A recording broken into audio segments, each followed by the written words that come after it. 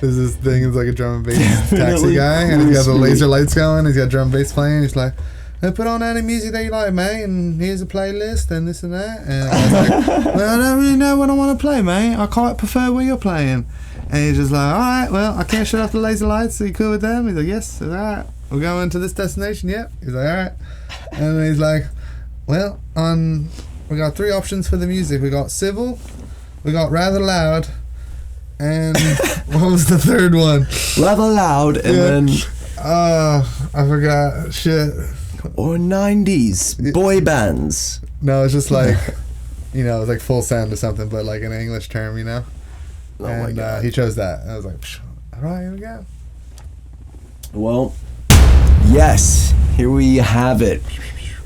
Excited to have you on the podcast today, dude. We out here. We got, introduce yourself.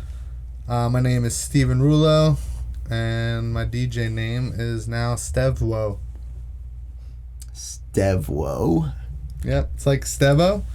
This is like a nickname that I created based off of Stevo, which I've been since high school, and for those who know, they know Stevo, and now it's Stevwo. So some people might think Stevewo when they see it, but it's Stevwo for those who know. Dev. Whoa. All right. All right. I just learned that, dude. Well, yeah, your emergence into the music scene has been, I think, unexpected but very welcomed. Yeah, we threw down at the Crystal Warehouse show. It was the Juju Beats one that Jay with Station Undergrounds threw, and dude, yeah, you definitely threw a lot of that drum and bass, and it was like the perfect refreshment in between. Switch up like, the genre a little bit. Literally, you got have a hidden dub. That was nice. Yeah, man. And then so you even started producing a little bit too with your homie. Yeah, my homie Chris Garcia, Plenty G. He's an OG in the Myrtle Beach community. He was one of the ones like doing anything electronic EDM in Myrtle Beach from like 2013 to like really like 1920. He was basically kind of frontlining that with a couple of his crew, and he's got just really eclectic taste, super gangsta soulfulness, just gets it, and he's all about the community and the love, and he basically is a wizard with most things, piano, guitar, really good at everything he plays, and he happens to know Ableton. He was like, yo, if you want to cook up some beats and some brunch, we can get in it and just start up the process of making music instead of just DJing, and be able to add some of your creative flow and creative process. And it's been really cool to know somebody and they know exactly what to click, how to stretch it, how to make it do this. I'm basically Jack Black in it, and I'm just like, can I get a boop, boop, boop, boop, boop, boop, boop, boop, boop? And he's just like, all right, I'll do click, click, click, click. How's this sound? And I'm just like, nailed it. Or I'm like, can you just do that a little bit? All right, cool, send it. Yeah. Next step. See, and that's like the beauty of co-producing, collabing. Yeah, let's just go ahead and give him a taste of that track that you sent me. Ooh, or get them. Oh. Probably about 75 to 80% up in it, but happy with the progress. Pretty stoked. Yeah, it's just fuego. Feel like it would make me dance. Alright, so you sample that track. I don't want it to get flagged.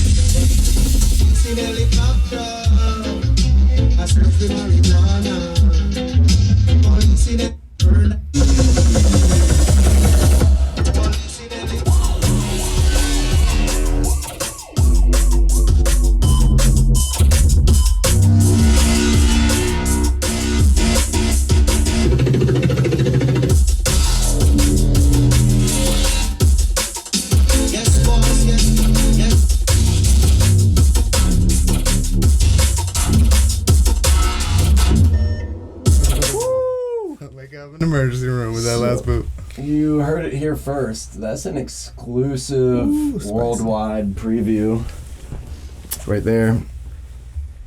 Yeah. I can't wait for you to the Carolinas. Straight up, dude. It's a fairly discriminated on genre, but somebody's got to do it. Yeah. It's had its roller coasters over the years, but I feel like the sound design where it's at and the different styles that are within it and just keeping it jazzy and creating cool structures, not keeping it repetitive, just makes it really fun and makes me jump up more than any genre, be silly and goofy. Seriously. And it's just funny that we're able to talk this music, man, because I met you as a visual artist. And, that you're wearing your merch right now, just to plug it in for all of our viewers. Yeah. Wow. Stephen Rullo is a dank visual artist, painter. What are your favorite mediums? I grew up doing graffiti in New York City, in Queens, until I was like 15. And then once I moved to Myrtle and realized graffiti doesn't really exist or it's not really appreciated and it gets painted over, I started going to school for art and doing paintings and murals and doing the legal side instead of destroying stuff, creating beautiful stuff. It's all subjective, but just having fun and just now making clothes, pins, discs, just like blankets, just keeping it fun and jumping around to a lot of different mediums. You could bring your art to so many different things and not just stay stuck in one cubicle of style or of creation, like just making paintings, So why did you even move from New York to Myrtle? My parents, basically. I was like 15, middle of high school, and we tried Florida going on vacation. My dad wanted to get out of the cold, and he was retired from hurting his back and being disabled. And my mom was a special ed teacher. Super dope humans, both of them. So much love. Show me what love is and how to be a dope human. And then they were like, we tried Florida, went down. It was just so humid and like gross in the summer and didn't feel right. Didn't feel like the right vibration, even though it was beautiful. And then my dad was like, hey, we should try Myrtle Beach. I used to go there with my friends, go on golf trips every year. And it's beautiful weather, not quite as far south from New York. And we tried that. It just felt right. Bought a condo, and then we moved down. And just in like the Myrtle Beach area, Little River, a little bit on the outskirts, North Myrtle. And then just Myrtle is the Florida of South Carolina. Yeah. I hope I hope that didn't come off wrong. No. It's like touristy. It's like a little armpit of warmth up in the top. And it's just like a lot of people are in a good mood in general. People holding doors for each other, acknowledging each other. It's a lot of love. And yeah, it's super touristy, mini golf places, beachwear stores. But there's a lot of dope humans, really cool culture once you get into the right circles. And obviously music brings us all together. I've just always been painter and been live painting at festivals since like 2013, 2012.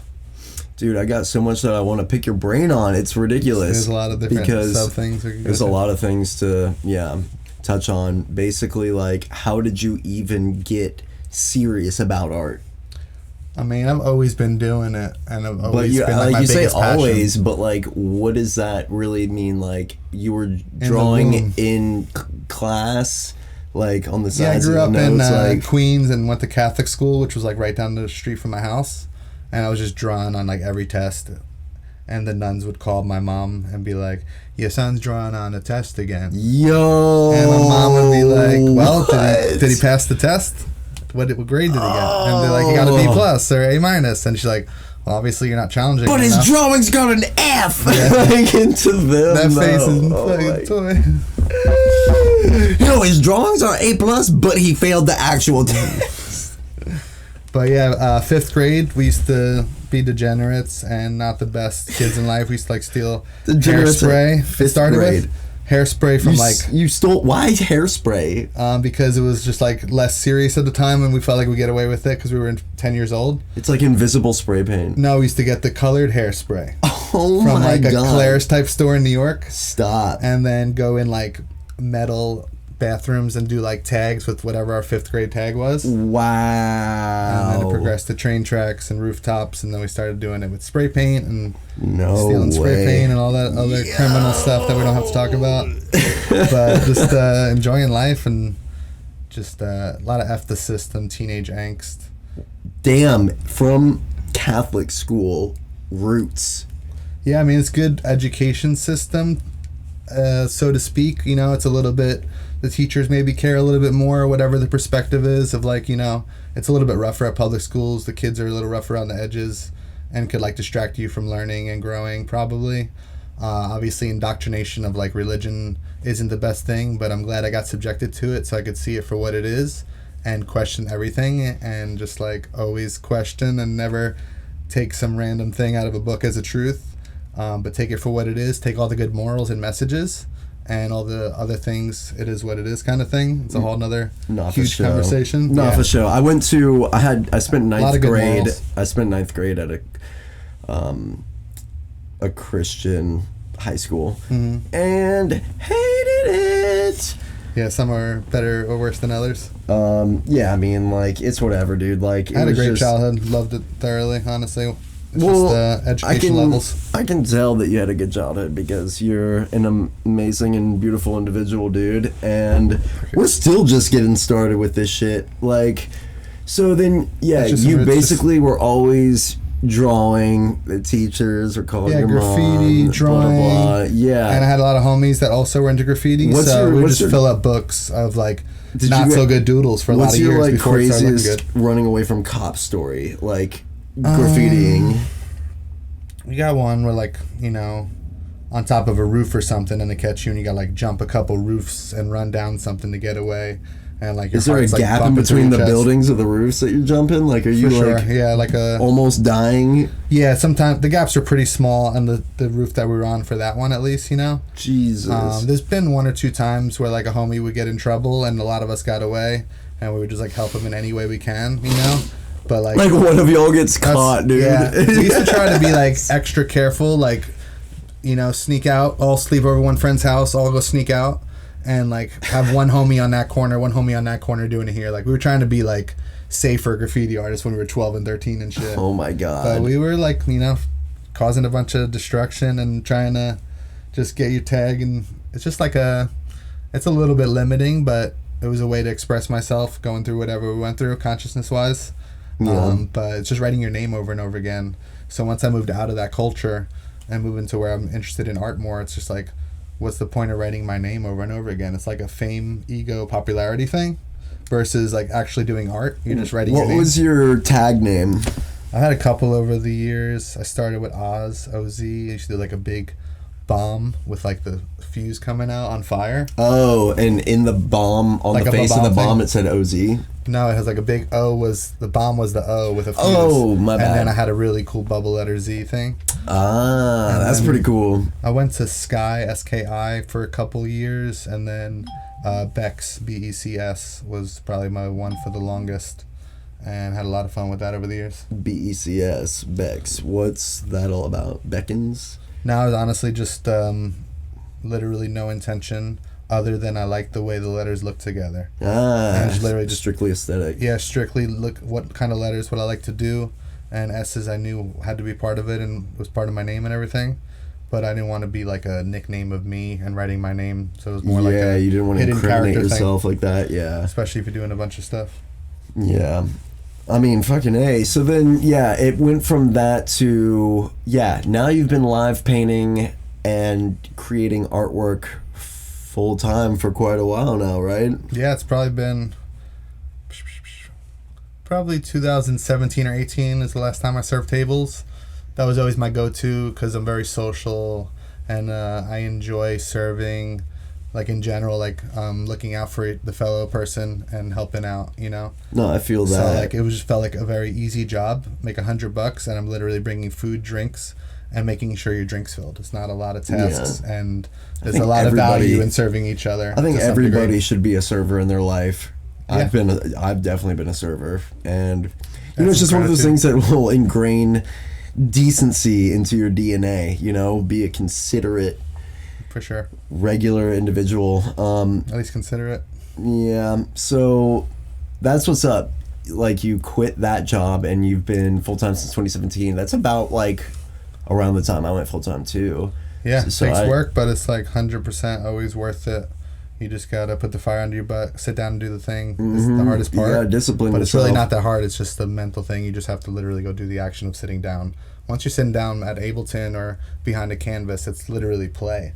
And a bunch of silly goofiness and self-discovery and failure through play and trial and error. It's a bunch of science. And it brings a bunch of love, bring people together, spread good vibes. Straight up, dude. We're getting paid right now for this podcast. Speaking of, the Pursuit of Sound podcast is brought to you by Blue Chew. Steven Rullo loves Blue Chew, and he uses it regularly. And I'm also now Blue Chew. You know what Blue Chew is, right? Nope. Are you serious? It's like the new age Viagra. Nice. It's blue and you chew it. Oh my god. Yeah, Steven loves it. No, I'm kidding. I'm fucking with you. That was a real boner kill right there, actually. Pun intended. But, so then, how did you get into EDM? We used to, like... There was a little bit of interest when I lived in New York and I was still, like, 13 to 16 before I moved.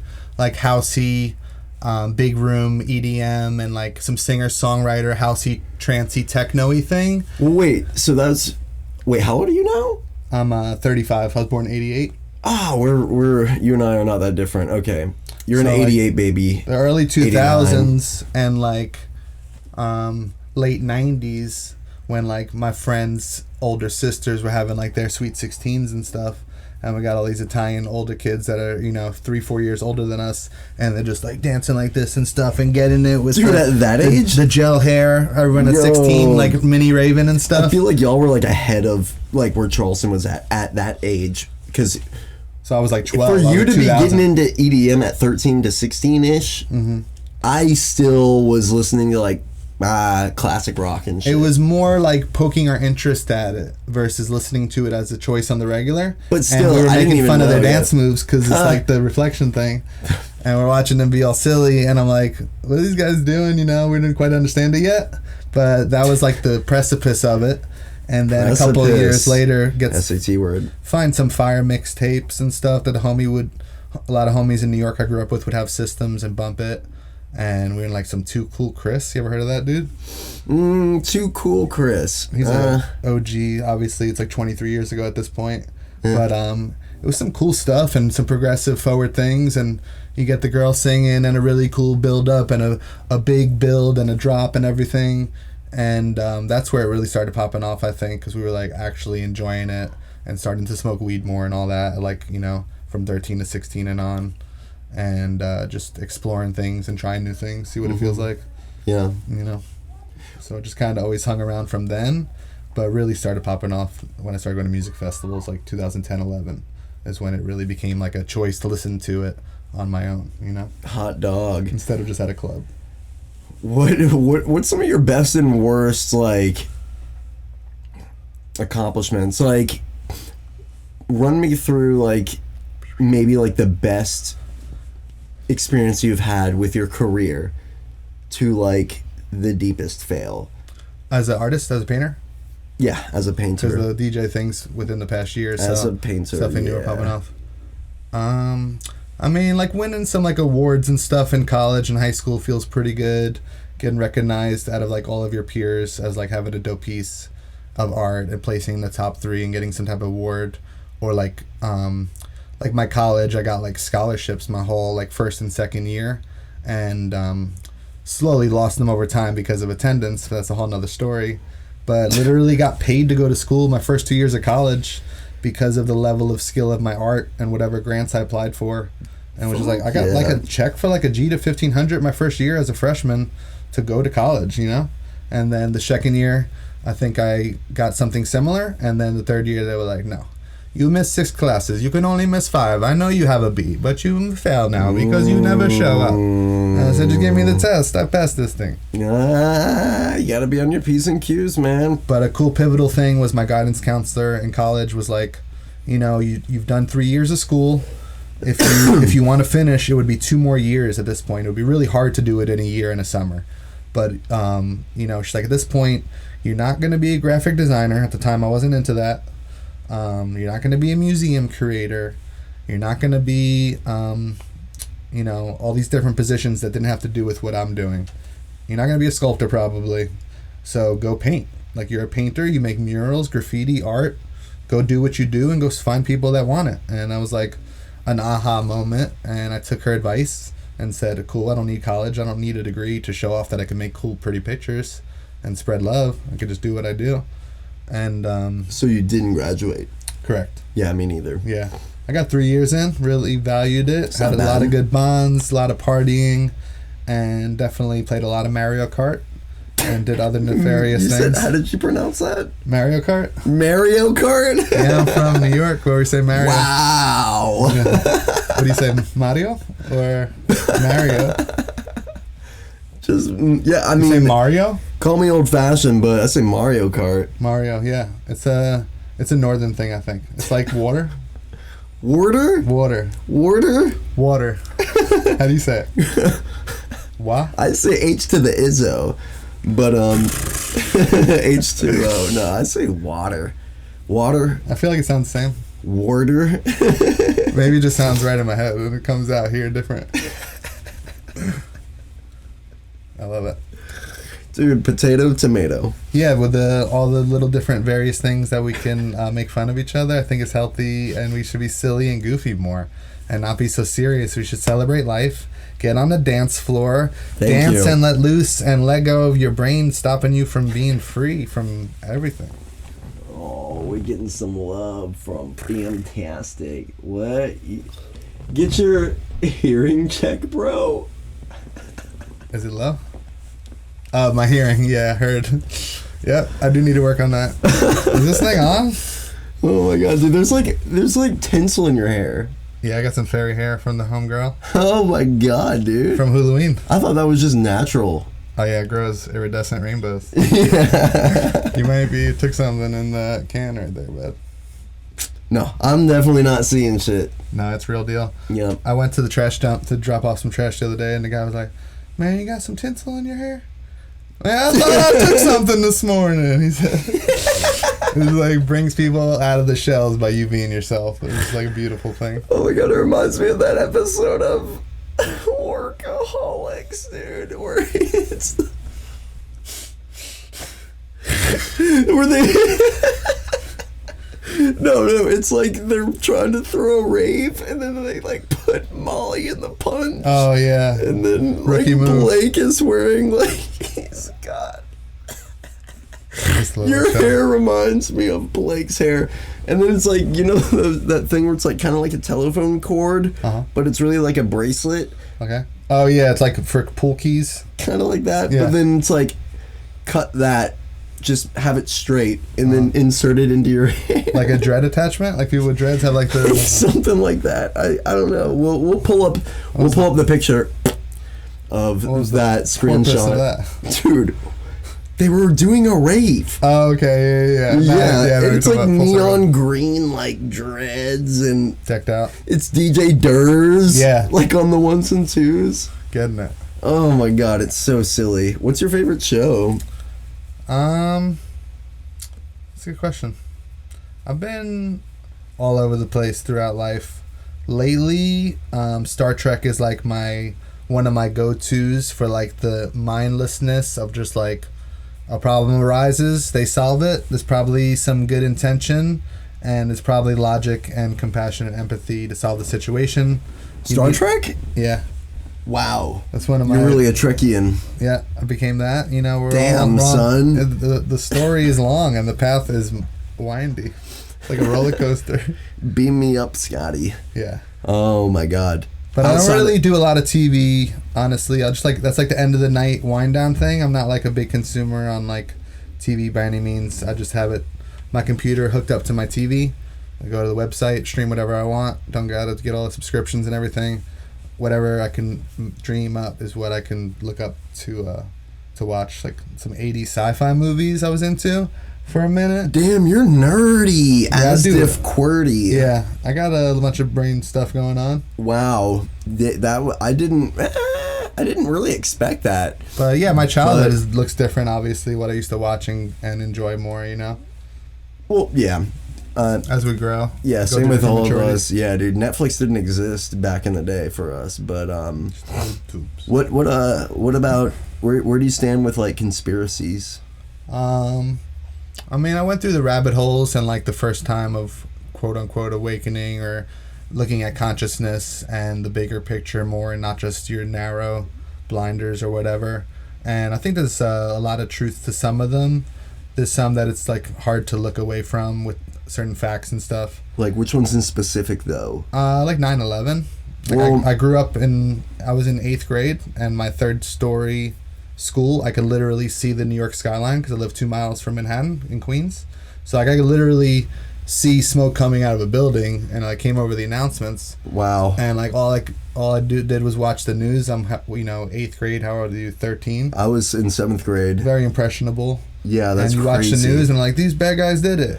And like I just like low vibration ego and being not that evolved. I'm just like, I want to punch one of those guys in the face kind of vibe, And I would and because of that fear and anger, and it hit so close to home, literally, and killing people and stuff, I never would have questioned it.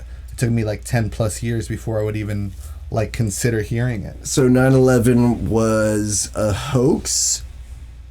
There's a lot of infinite possibilities and variables. Yeah. I won't define any one thing, but there's 3 buildings that fell and there's only 2 planes, if there wasn't even planes. Like Building 7 though is like the real kicker. For sure. Yeah, where it's just like yeah. There wasn't a plane anywhere near that. And our debt records are gone. Whoops. Oh, I guess they coincidentally destroyed everything that they needed to destroy at that point in time. But yeah, going through that and consciousness and awareness, and when you first learn about anything or any like injust in the world, like anger is a lot of times the first response because you're angry about the thing that exists and is happening. And that kind of hangers around for years, and you want to be like the inspector into all the conspiracies and the what ifs and the aliens and the pyramids and this and that. Yeah. Well, and you dig as far as you want to dig, and then you realize I'm not doing anything to change anything about something that might have happened or did happen or is in the past. I could literally only control my emotions and how I respond to a situation and what's in front of me. Well, let's cut to the chase. Yeah. Have you seen UFOs? I've seen things that I definitely unidentified to me, and some colors and movement and things in the sky for certain. Really? Mm-hmm. Like, definitely aliens or unidentified? I can't identify until I meet them. No, well said. I've seen a bunch of UFOs. I don't know. I feel like there's a lot of variables in life. It could be reverse engineered stuff for aliens that have landed. And it might just be like government testing stuff. Do you believe in time travel? It could be future us's potentially. I believe, as an artist, I believe in infinite possibilities, and infinity is like very fascinating to me. I like spirit science a lot, and physics, and things that can be shown. But like the placebo and the way we feel towards a situation can change our environment. There's a lot of science that shows stuff like that. And just observing something changes it versus not observing it creates more infinity because of our mindset and how we feel about something is co-creating it. Yeah, the observer effect is a thing. So then what do you think happens when we die? I'll go back to the top jump thing I was going to jump to. I don't know. But what do you think?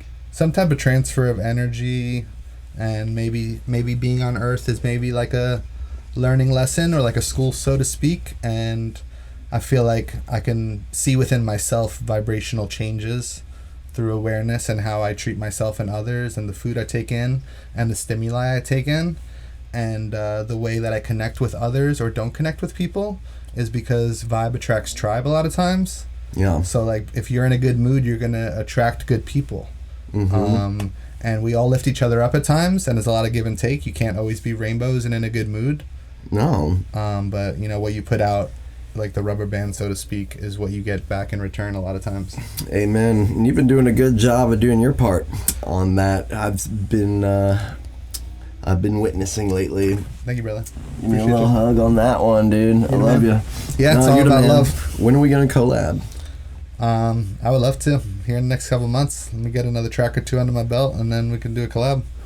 Psych, we're collabing right now on this podcast. This is a co-creation right now, so to speak. So we're like creating this magnetism and all these molecules next to each other, and then when we come back into this space or at my space, it can pop off that much more. MySpace. His space or her space. MySpace. It's my space. This is your space. Pronouns aside, did you have MySpace? Yeah, I had a top 8, and it switched like every couple weeks because it was like a popularity contest. We were in 6th grade, 7th grade, you know? Pause. What was your profile song? Oh man, I wish I could tell you right now. It might have been some hip hop, some gangsta stuff, or some heavy metal. Basically, like heavy metal and hip hop were like the roots for me. What is it on? Give a long-term stimuli to my boy out there. Long-term stimuli. Stimulant checks for everybody. Yeah, some gangsta shit. Like, I remember one of my favorite songs back in the day, like where my boy had like a subwoofer in the car and we'd listen to fucking some gangsta shit on the way to and from school. Yeah. Was Stay High. And yeah, and then like the way that system, how bumpin' that system was, I like memorized that kick drum pattern. It was like, you gotta stay fly, boo cat boo boo boo boo boo, do do do do do do do, something like that. Do cat boo cat boo boo boo boo boo boo boo boo boo boo boo boo. Yeah, dude. It's all about this kick drum pattern. Were you always drawn to music? Like, what did you dabble on first? Always, yeah. I dabbled in Microsoft Paint first. Nice. Yeah. That's where I made my first song. Nice. Click, click, click. Yeah, no, I got into bass first because my dad was like, drums are too loud for my house, and we lived in a small house in Queens. For sure. Pick up bass instead. And it was fun, but you wanted to be a drummer. Drums are more my passion. Yeah, me too. Literally, it's like the most fun instrument, I think, by a long shot. These stringed instruments are just... Yeah. Besides the point, drums are where it's at. That's what makes you freaking... That's what makes your bones move. The resonance. Yeah, dude. That's what's making us dance in these dance music songs. Yeah, so, no. And the bass. If you were to play an instrument, it would be drums. Yeah. I had a jam session just yesterday with my uncle. He was on bass and I was on one of those cajones that you sit on. Yeah. And the boom and the clap, the snare and the bass was just like right next to each other, right in the middle. It was hitting really good. We're in the pocket right off the rip, and we found a couple of wavy spots, and we're having a lot of fun. It was giggly and fun. I love that for y'all. It was nice. Yeah, dude. Who's some of your favorite... What did you listen to today? So on the way here, I just flew back from New York. Had to go up to see all the family and everything. It was beautiful. We got a bunch of family togetherness. Condolences, though. Yeah, big love. She was dope as fuck. Man. And came out of the snow, got on the plane, had the sunrise coming out of the plane, and I was listening to Black Moth Super Rainbow. Have you ever heard of them? No, but that's... Wow. I found them the past like 6 months or year, and Black Moth Super Rainbow. Yeah, so it's like a new cryptid. It's like a 3 or 4 piece synthy full band, and they like auto-tuney and like weird effects on their voice, and it's so like melodic and synthy and like sexy and nerdy all at the same time. It's really fun, and like it helps calm me down. Go listen, y'all. Yeah. I need like something down tempo every now and then because I'm a very high energy, abundant energy kind of person, and my heart just be bumping like the sun energy. I don't know how to explain it. Yeah, you can. If you were to meet Steven, you'd be able to tell. So I try to stay as relaxed and zen as possible, but you got to let yourself be yourself and enjoy your energies and flows. So when I know like I need to chill or I have a long drive, I'll like start off with something slower and like build a playlist of adventures. Yeah. And it used to be washed out for me for a lot of years. Yeah. I got put onto them in a really precarious, weird way. Precarious, that's our second SAT word. Make sure you take out your quiz, kids. We're going to First quiz you one- at the end of this. Yes, first one was precipice. You ever heard of Madlib? Yes. So Madlib is like a hip-hop producer, gangsta, true OG vinyl DJ. Oh, no, I thought you were talking about the game. Oh, no, yeah, Where Madlib. you put in, like, He's SAT words he's into, a- like, the blanks. No, yeah, it's that too. It's Yeah. That's why I thought you brought it up. Yeah, he's a West Coast LA producer, hip hop beats, and he did stuff with like Jay Dilla and all these lots of gangster people over the years. Damn. But Even my Jay Dilla. homie Danimal put me onto him back in like 04, 05. Danimal? Yeah, he's an OG homie. Wow. Yeah, he's an animal of a friend. No, we all remember Danimals. But in like 2006 or 5, Madlib came out with a record every month of the year, and each month was like the odd numbers were all original and the even numbers were all edits and remixes of shit that's already fire gangsta stuff from all these countries. And like each month would have a different theme.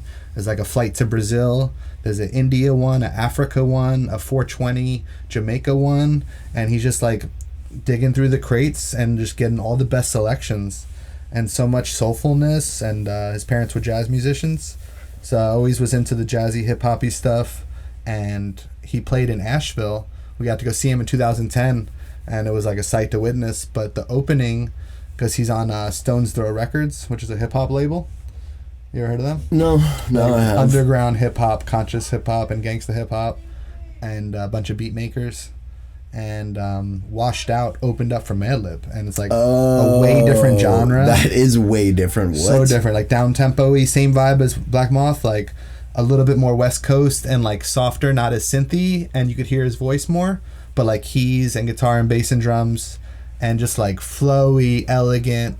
The song for Portlandia, the intro to that. That's how I found out about Washed Out. Yeah. Boom, boom, boom, boom. So just like, you know, time, place, and setting in life. Boom, boom, boom, boom, boom, boom. Yeah, I can't. There's always gonna be a spot in my head for that one.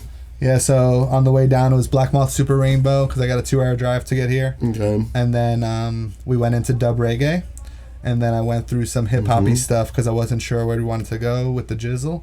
So we did like some Jay Dilla and some Jizzle? Yeah, we did With a the jizzle. jizzle? Yeah, it's a little jizz. And just keep it lighthearted and silly and goofy nice. and jumping genres. New SAT word. Yep. We're gonna have keywords at the end of this, and Right there. you're gonna have to circle the word. Jizzle. yeah. Why does So different genres for different speeds of the day. Why does Snoop Dogg carry around an umbrella? For drizzle. Mm-hmm. My nizzle.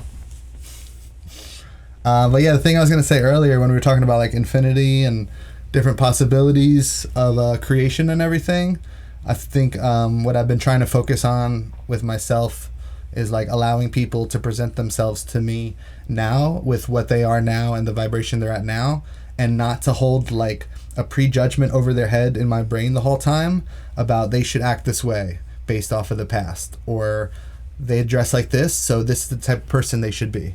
I'm trying to release all of that, and it's helping the co-creation be a lot more ebb and flow, because they're actually being themselves, and instead of me projecting something, and I think it allows people to flourish and blossom, and it's been really beautiful. Yeah, well, I sure do feel comfortable around you, and yeah, you can do that.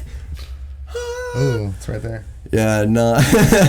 That was your woo! Did you feel that? It's hanging out the bottom of your shorts. It's dog. electric. I'm wet. No, yeah, I definitely don't discriminate, and I like music a lot. I love the people You that like music? Huh? Hardly. Whatever.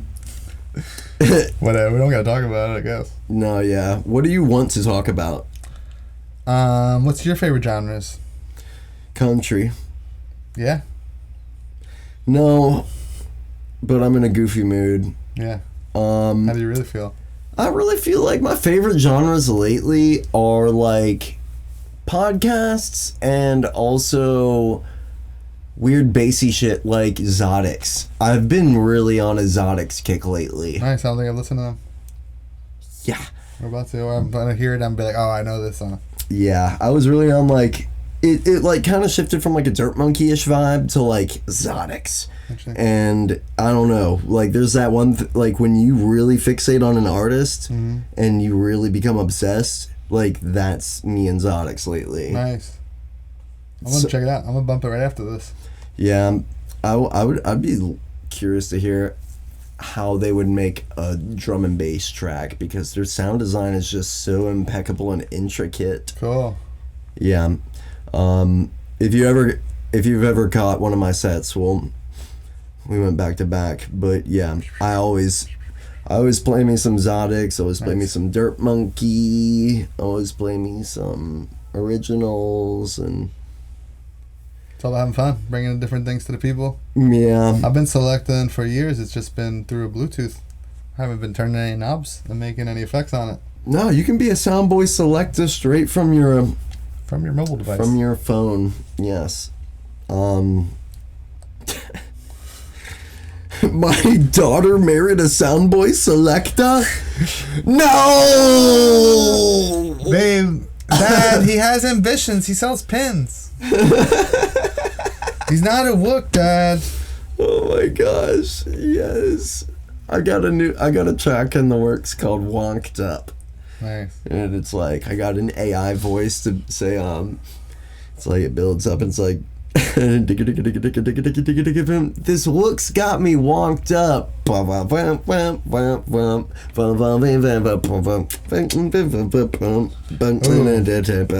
He sells pins and he's ambitious too. I'm gonna go hand somebody a pin on the drop. Just throw out a handful of pins on the drop. Here's a trinket. Yeah, talk about a drop. Yeah. That'd be cool. If you just like threw out some merch. Yeah, I mean, I've seen DJs give out different things over the years. Stickers is pretty common. People love stickers. They don't necessarily want to buy them, but they like the free ones. Yeah, of course. And then Kalia Scintilla, he's been one of my faves over the years. You ever heard of him? Now I have. He's from Australia. It's like a glitch hop, spiritual, like very tribal hoppy. And he used to give out kind of Jade Cicada, but a little not as heavy, more of a feel good, like spiritual people meets glitch hop, sexy, dancey music. Tipperish? Yeah, a little bit tipperish, but not as Mr. Billy? A little bit more tribal feeling. Tribal. Earthy, worldly. Huh. Mm-hmm. You would love it. I would. I love spicy. World flavors. Like, kind of reminds me of it's flowy. Polish ambassador. What you're describing. Yeah, a little bit. A little bit. Yeah, but I need to. Yeah, him and he does some stuff called Living Light too. And he gave out these things, a whole wicker basket at the end of the show. Wicker. They were seed bombs with native wildflowers to the area of the show he was at. And we were in Asheville. And he was like, take as many as you want to everyone. He had a couple hundred seed bombs. That's amazing. And we went down the road and we threw them out the window. Just littering seeds. Littering wildflowers for the bees. Because the bees are really important. Mom, I told you not to call me while I'm doing a podcast. I'm just joking. It's not well. You can wait. You can answer it if you need to. You want me to? Yeah. Tell him he's on the fucking thing. I'll call him back when we're done. We'll probably be in for a few. Yeah, we're about. What's our timestamp? 44 minutes. But yeah, Killsmith. You ever heard of him? Yes. He's one of my faves over the past couple of years. Like the forward drive and the sexiness, gangsta, really good bass, feel goods. We're hopefully bringing him to the Carolinas this year with Five Eye Productions up in Myrtle Beach. That'd be dope. I'd love to open up for that. J-Rod's yeah, we're trying to get you on the lineup. I'm the visual art coordinator, so I help book 6 live painters at every show up there. So we're creating a really cool culture in Myrtle. So we got like Myrtle, Wilmington, and Charleston. And it's 2 hours in either direction basically for me. So I'd make it to a lot of the shows and events whenever they flow with the with the dates on the calendar. And we got something really special. The vibes are really good in the Carolinas. People just really nice to each other, and the weather's nice.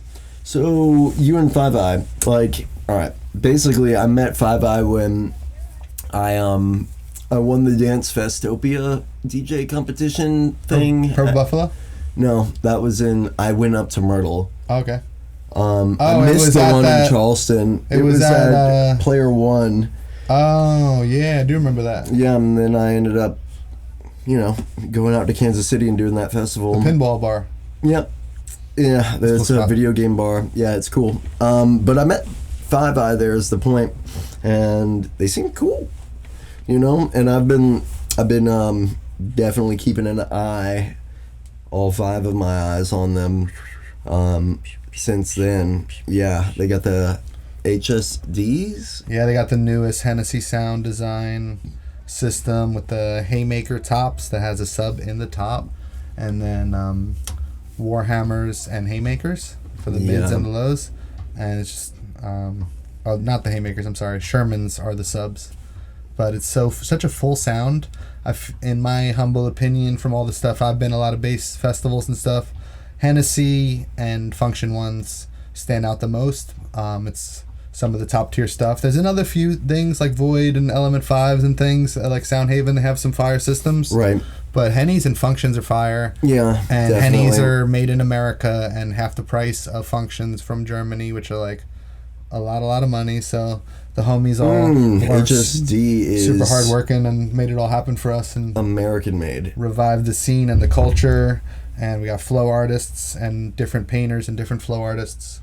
We got J-Rod the Alien doing visuals on the regular, and a couple other Shout VJs. out J-Rod. J-Rod, we're trying to get some... He's been in this chat. Nice. Get some homies, maybe Juice and some homies from Wilmington come down and do some sets.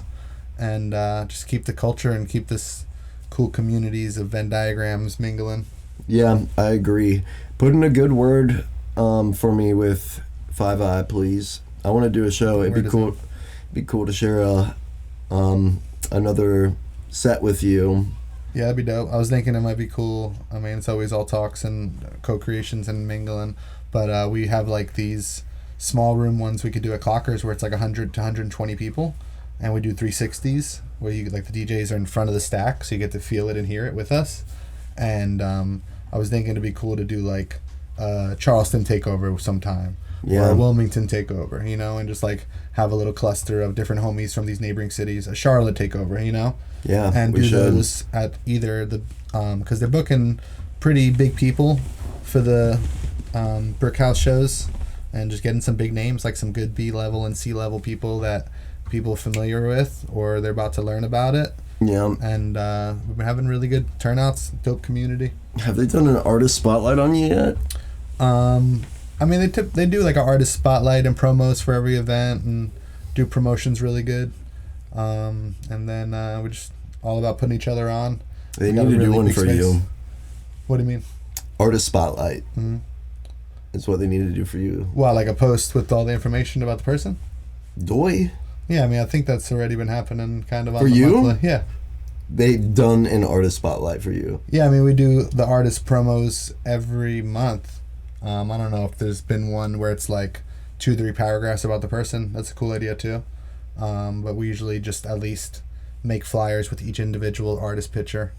Yeah, okay. Around, Yeah, that's what I was talking about. Yeah, we were putting everybody on and trying to grow the community and invite all the dope people and have new faces and stuff, I mean, you say we, like, how close are you really with them?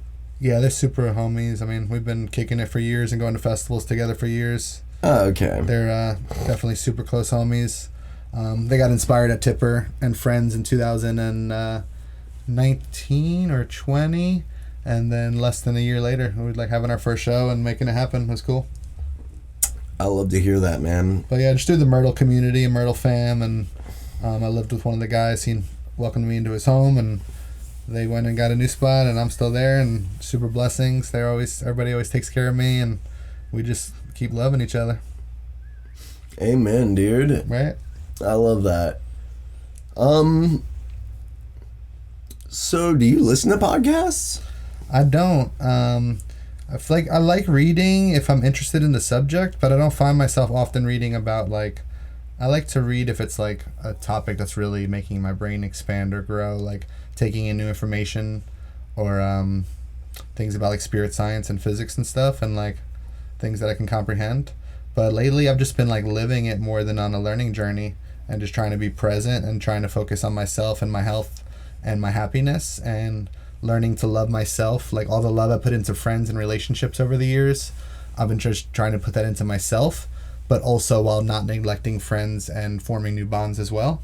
And I've learned that there's like so much value in that, and it's easy to neglect yourself when you're looking out for a loved one or friends and family or whatever burdens life has on at the moment, you know. That's an interesting answer for do you listen to podcasts? Oh yeah, I ramble. Yeah, no. Squirrel brain. Bruh, you gotta listen to. You got any recommendations? Yeah, it's like episode 43 of The Pursuit of Sound with Stephen Rullo. Oh yeah, check that one out. I guess. I'll listen to it and see what we sound like. I mean, if you want to. I've been watching the Opus Quad tutorials. So my homie recommended the new Pioneer Opus Quad. That it's DJ like the controller. New all-in-one four decks. Yeah, it's about fucking time that they. And everybody's got the different I know emotions towards the things. Pioneer is like freaking nickeling and diming us. Yeah, by just giving you the tech.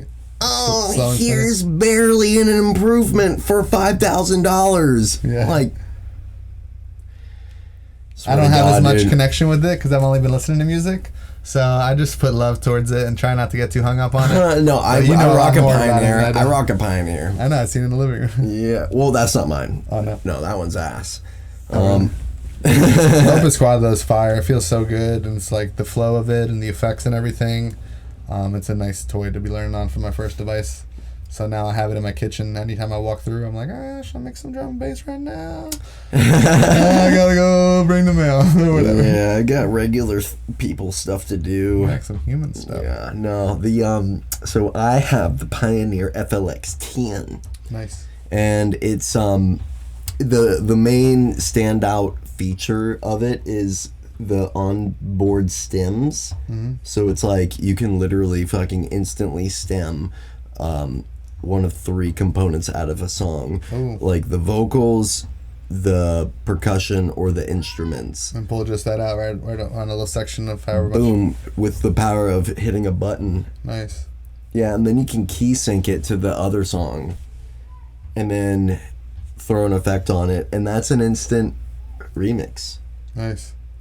Yeah, chopping and screwing it right on the spot. Yeah, but what I'm pissed about is the fact that that's not just standard with every DJ controller. Yeah, like why isn't that just the way that it was? Think about it. Yeah. Sounds logical. That should be on CDJs. Yeah, what do they have anything that's like similar equivalent? No. I'm still new, well versed to learning all this stuff naturally. No, they don't, and that's why I've got that bone to pick with Pioneer. Even though I love Pioneer, I still have a bone to pick. Get them on the banana phone.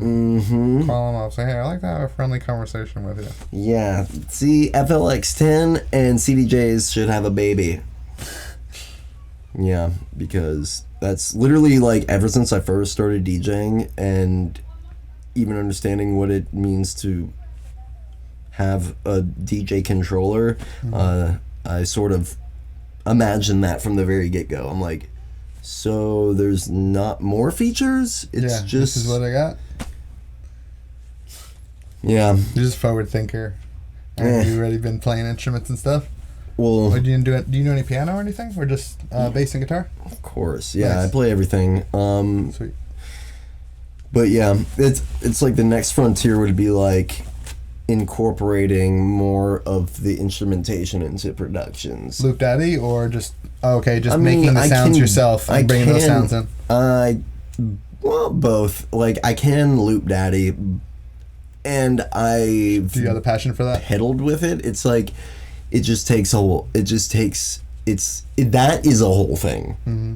You know, it's like one doesn't simply. It's like you really have to like hone in on it. I don't mean to squirrel, but what podcasts would you recommend? Because now that I'm on a podcast, I got more love for them and I can give my awareness to trying it out and seeing if it's something I would enjoy. I just always choose music on traveling. I never choose just people talking. Yeah, for me, sometimes music gets boring. I don't know.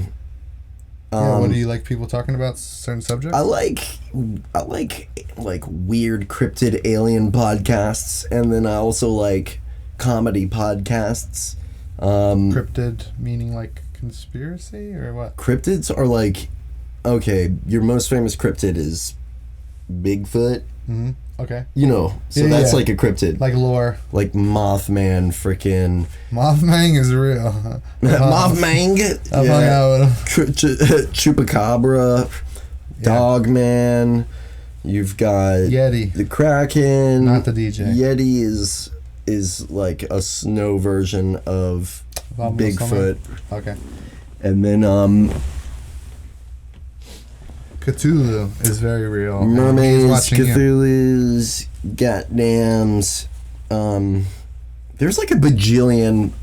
I know the cryptids, homie was talking about Wendigos. some podcasts and how he really enjoys it while he's creating. So and he'll just be creating digital stuff and VJ stuff, and he'll have it on the background. Yeah, because like the ambiance of people, it's like people hanging out in your living room talking to each other. Yeah, exactly. So to answer that question more specifically, ones that I really listen to a lot are, we got the Cult of Conspiracy, Cryptids of the Corn. Also, those are the weird ones. My favorite weird ones. And then on the comedy side, it's like you've got Bad Friends, Whiskey Ginger, freaking Two Bears, One Cave. See if there's anything that hits for me. Yeah, Taboo has one. Taboo, the music EDM producer, called Taboo Talks. Nice. He's like the Theo Vaughn of music producers, and then Theo Vaughn has a good podcast as well. Yeah, I could go on. For sure. Yeah, I'm trying to get mine up there, but you know, the way my checkings and savings accounts are connected, it's like I'm still a really unpopular podcast. Oh, I got you. Yeah, man, all you can do is do what you love and put it out there. And if you love what you're doing, someone's going to resonate with it and also vibe with it, I think. So as long as your heart's in it and you're thoroughly enjoying yourself, that's what you should do in life. You should do what you enjoy. I need to quit this podcasting because I hate this shit. Man, we're just getting into it too. We finally rubbing you the wrong way. Nah. How much time do you have? I mean, the homie was going to call me back in a few. He was just getting his phone fixed. And I'm going with the flow. How much time? Probably, I mean, however long you want to talk. If you got a couple of topics you would like to chat about. I'm waiting for a friend to reach back out. He was just getting his phone worked on at the Apple Store. Yep. Was that him that called earlier, though? No, different homie. Oh, yeah. Okay. What do you want to talk about? I don't have anything necessarily on top of my head. I mean, we can engage something if you like, but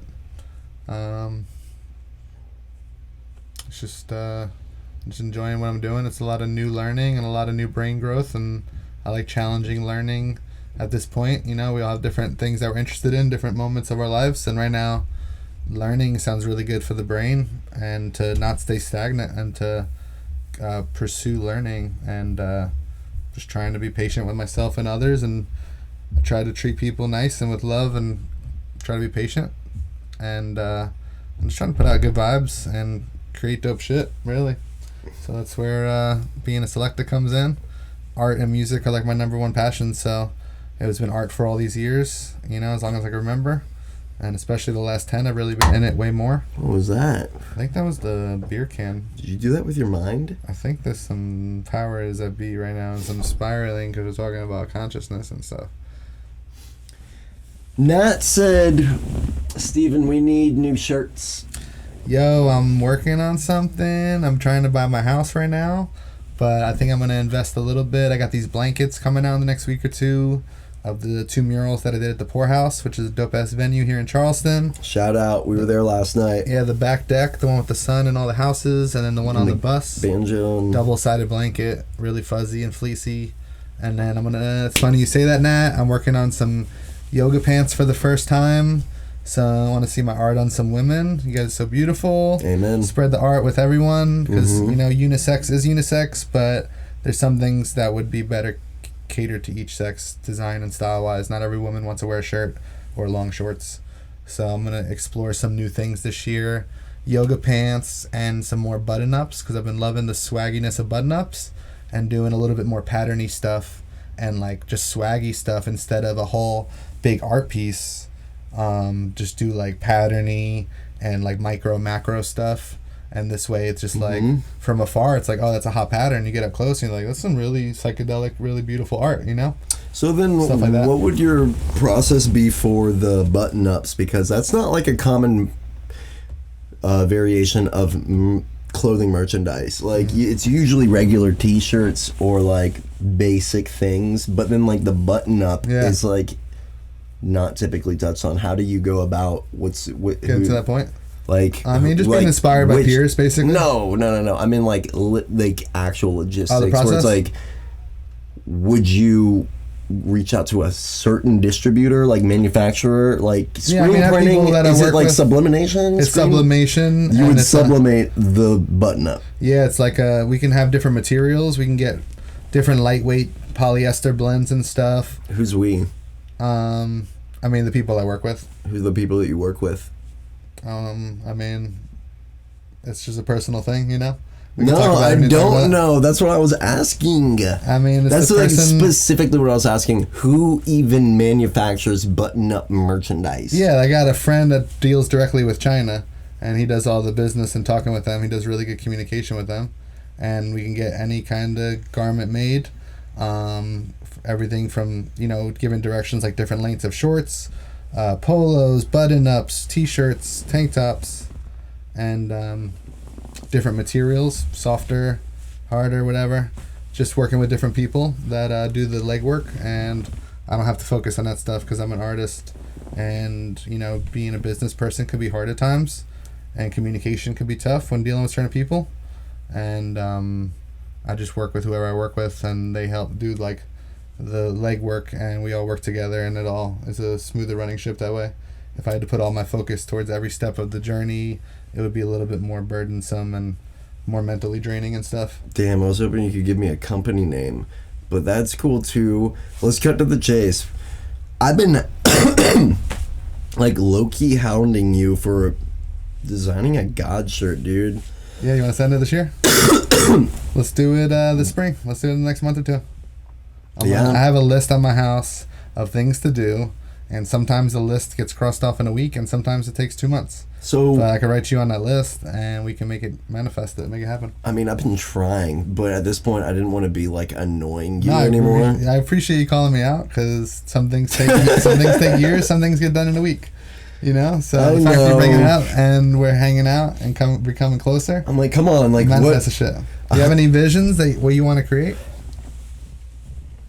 Of course I do, and I wanted a sublimation shirt from you, but now that I know you got button ups in the we can do polos, button ups. We can do long sleeve button ups or short sleeve, and then there's like 2 or 3 materials I can show you that are like it's really stretchy, breathy, but there's ones that are a little bit lighter and a little bit more airy and stuff. Depends what you want out of it. So I definitely care about these things. And I've been considering other people and stuff too, because I know polyester is made of plastic, and that could be a whole nother deep conversation, but plastic and microplastics aren't good for us. I've been going through the whole process, getting rid of all the plastic in my house, and I got only glass mason jars and glass cups. I have glass Tupperwares with little lids that click on and off, and just it's going to be in our lives because it's part of the thing that exists, and it's already going to be everywhere. So if I could reduce the amount of things in my house that it's there, it's a little bit less microplastic. And guess what? This is a microplastic too. So I'm talking about it, I'm trying to be about it, but it's leaching off into all of your body parts essentially, and I've seen studies about that kind of stuff, and I've considered trying like cotton blends or whatever, but I know it's not always as like vibrant and obviously not as nice feeling and sweatier and hotter. So I would like to see what else is out there, so to speak, you know. But it's hard to Yeah. gamble on manufacturers and or different fabrics. Or I Yeah. can ask China if they have like cotton blends or something and see what it feels like, you know. Yeah. Something to talk I about. feel like you gotta like do some research you and kind of dig into it a little bit. like for me, it's like kind of considering the region of the world in conjunction with what kind of garment. Like here, it's hot as balls, Yeah. and then you need something like Breathable. a cotton like a blend, like a tri-blend or like a It's just cotton. You're gonna be like sweaty, like just stuck to you. yeah, 100% heavyweight cotton from Gildan. I hate. Not ideal. No, it's like, and they fit like a freaking box. Like, no, I'm talking about like thoughtful merchandise. Currently, I'm in the Bella and Canvas kind of type of Yeah, it was nice. vibe where it's like, They get a little bacon necky, yeah. just mildly. I feel like after like a year or two. Well, we haven't R&D'd that long with it. Yeah, I had a but couple shirts made on Bella Canvas back in the day. I've been I jumping feel like around. they're like Pretty decent. the newer American Apparel kind of type of like equivalent. But yeah, we should yeah. after this we should definitely talk if you have some visions for like some specific designs. We'll make it happen. Yeah, I always have visions, but it's always like at the same time, I also, like we were discussing earlier, like to give creative liberty to the artist and just let it be that. But I will give you guidelines. Or like even one word or direction at all. And just to try to like be a little bit more intentional to what you guys are about. Yeah. Other than me just listening to you guys and be like, oh, this is what it should look like, you know? Yeah, no, I've got guidelines. Cool. But Yeah, I'm trying to get a little, we're all growing and maturing. I'm trying to get a little better work ethic with my flow.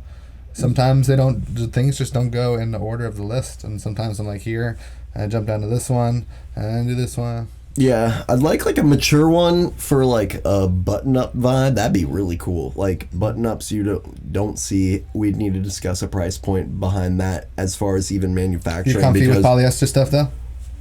I mean, obviously you gotta with a It's sublimation. very comfy, but yeah, it's the whole deal. That That's it's what I'm plastic. saying. Like that, we got a few different ideas to touch on. Like Some silk. this, no, not like that. Too hot. Like just more regular. Like as far as like talking about like actual specifics on design. Like for a sublimation style one, like I imagine something that's like that you would want to wear. I don't know, but that also has to do with gods and something that's like just eye-catching. Maybe having like the text of gods like in a nice like hand-drawn style, and then almost have it like everything emanating from that, like in a concentric way. I see like some hands like this with like an orb of energy, and it's like a sacred geometry sunflower radial thing coming out the middle like an orb of infinite potential. I couldn't even imagine that, but I'll send you some references. Just one of the places my brain went. Yeah, like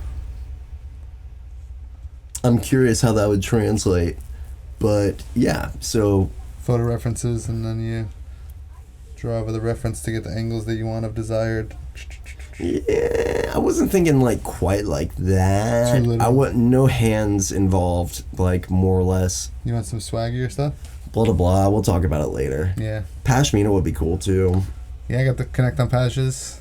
I feel like that definitely goes into the same conversations about the blends of what it's made of and how much is that really affecting us and to what degree, how much plastic is leaching into us because of this, and our garment choices. Yeah. Worth a healthy conversation at the bare minimum. I know. I'm very environmentally conscious, and I agree with the glassware stuff that you were talking about earlier. Yeah. Yeah, plastics, dude, it's got to be BPA free at the very least. Like, I hate. Yeah, I've been on the canteen tip, and Yeah. I get the refilled jugs of giant 5-gallon jug of water. Yeah, So but that's plastic. It's in the hard plastic. Yeah. I mean, but it's still not- better than using individual bottles of water. Yeah. I get it. And it's never ending. We had. It's like I bring the bottle inside the store to fill it up inside this place. I know. Yeah, Earth Fare and Whole Foods does that. We used to have it. And then I don't know what the F happened to it, dude. Like, I need to ask my roommate because he be throwing important things out But yeah, I feel like regularly.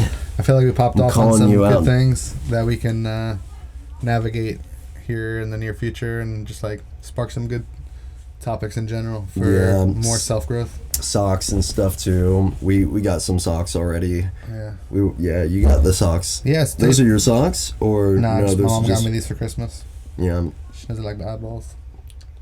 Yeah, you got the eyeballs on the shorts and also the socks. Yeah, we got some spaghetti in the pocket. I'm gonna talk to your drummer, and then we can get deeper into some rabbit holes. Yeah, we'll have a conference call and just like discuss specifics. Have a sesh. I'm just in an outrageously goofy mood today. That's good. To your benefit, dude. Nice. Yeah, I'm about to go eat some dinner with the fam and go head over to Big Something and the Rise Brothers. That Poho. Yep, it's gonna be spicy. Shout out Poorhouse. All right, dude. Well, you know what? I feel like it was a pretty good podcast, actually. Yeah, we jumped around a lot, got into some of my depths of my childhood a little bit, and love of music, a little bit exploration of all the different topics, a little religion, a little controversy, and a little science. It's been nice. Yeah, a little bit of everything, man. Star Trek. I try not to let it get stale. Yeah, you don't want to just be just music for 45 minutes because there's only so many different things possibly, unless you're talking like some nerdy stuff and specifics and things that excite us behind the decks or things that we're interested in, you know? Yeah, I agree. So, tell everybody where they can find you. Like, for the time being, it's Stephen Rullo Art, STEPHEN RULLOART, and I'll be making some socials for my DJ moniker. And hopefully this song will be out in the next month or so. And I'm going to try to do at least a mixtape or 3 or 4 every year. Yep. And just keep mixing all the things I'm into. And show love, spread love. Find me on the dance floor having a good time. Or behind the easel painting some squiggles. Come scratch my back, introduce yourself, and let's dance ecstatically and be goofy and silly together.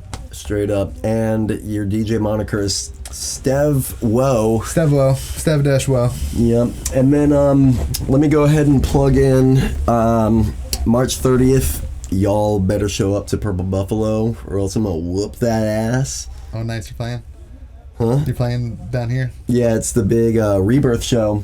Nice. So here you go. Boom. We're bringing in spaced out Scooby Snacks, freaking me, also Raygun, Churro, Grim, Solid Alibi, Dreadnought, freaking Noah Friends, Karmic Phoenix, Web Hollow, Bunch of fam. Kraken's Whole Station Underground Takeover at Purple Buffalo. Y'all better get y'all's butts in gear and come out to the Rebirth event. I'm trying to tell you, or else I'm gonna whoop that ass. You're gonna have to whip my butt, my guy. Yeah, I'm gonna be popping in a Myrtle for the Pfeiffer show. Yeah, well, you know, We'll be partying in unison. good on you. Yeah, no, I would. I'll take a whipping though. I'm with consent. Thanks for tuning in, y'all. Seriously, much love. Big love. This will be out on all streaming platforms soon. All right, give me this dap. Love you, brother. Love you. Big love. Thanks for tuning in, y'all. Peace.